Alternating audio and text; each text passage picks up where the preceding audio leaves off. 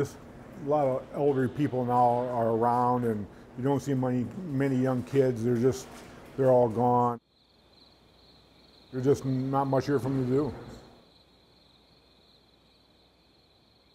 Back in the 60s and late 70s. من هەر لە تەمەنێن ساڵیەوە لەم شارۆچکەدا ژیاوم. شارۆچکەکە لە ڕاستیدا لە ساڵانی 67کاندا پەرەیسان.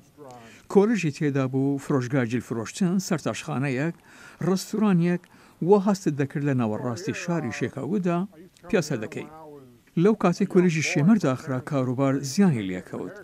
ئەم فرۆشگایە کاتێک کە هێشتا نەوجوانێک بووم داهاتمە ئێرە، خانەوەدەکەم دایانهێنامە ئێرە بۆ سەرتاشین.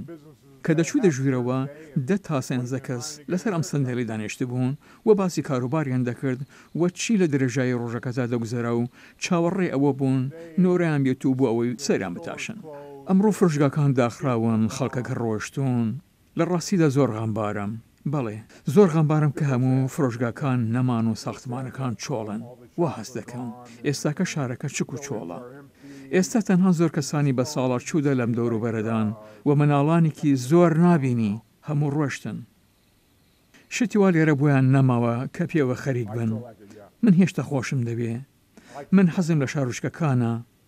من لێرە دەمێنمەوە تا ئەو کاتەی لەم جیهانەدا ماڵاوایی دەکەم.